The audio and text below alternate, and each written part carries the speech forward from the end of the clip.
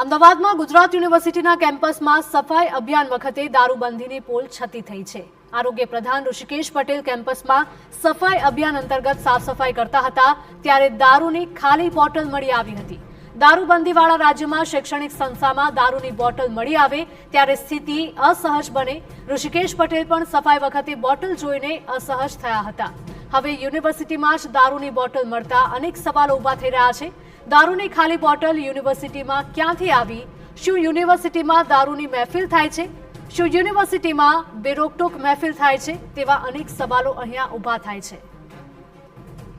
સંવાદદાતા નરેન્દ્ર જોડાયા છે વધુ માહિતી સાથે। નરેન્દ્ર, જણાવશો કે જ્યારે ઋષિકેશ પટેલે સાફ સફાઈ અભિયાનમાં જોડાયા હતા અને તે જ સમયે દારૂની બોટલ મળી આવી, કેટલી શરમજનક ઘટના કહી શકાય?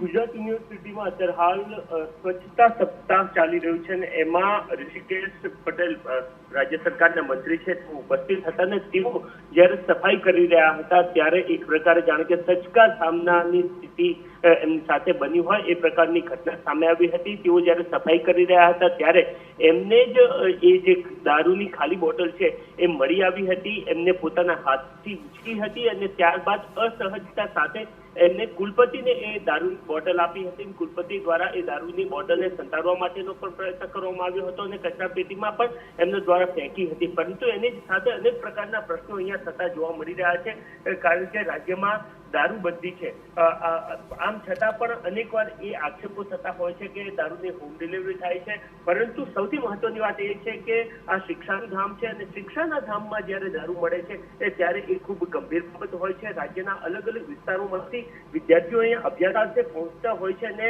એ જ્યારે અભ્યાસ માટે પહોંચતા હોય ત્યારે આ પ્રકારે એ જ કેમ્પસમાંથી જો દારૂની ખાલી બોટલો મળતી હોય, એવું તો નથી કે ત્યાં દારૂની ખાલી બોટલો છે એ ભરેલી હોય ત્યારબાદ ખાલી થઈને ત્યાં મૂકવામાં આવી હોય, એનો મતલબ એ થાય છે કે કેમ્પસમાં દારૂની મહેફિલ પણ માણવામાં આવતી હોય એવી શક્યતા છે। જરૂરથી આ દિશામાં કુલપતિ પણ વિચારશે અને આગામી સમયમાં એ સંદર્ભની અંદર તપાસ થતી પણ જોવા મળશે। જી બિલકુલ નરેન્દ્ર, માહિતી બદલ આપનો આભાર। તો દારૂબંધીવાળા રાજ્યમાં દારૂની બોટલ અને એ પણ શૈક્ષણિક ધામમાંથી ક્યાંથી આવી, અનેક સવાલો ઉઠી રહ્યા છે। ત્યારે જ્યારે ઋષિકેશ પટેલ જ સાફ સફાઈ અભિયાનમાં જોડાયા હતા ત્યારે તેમના જ હાથે દારૂની બોટલ લાગી હતી।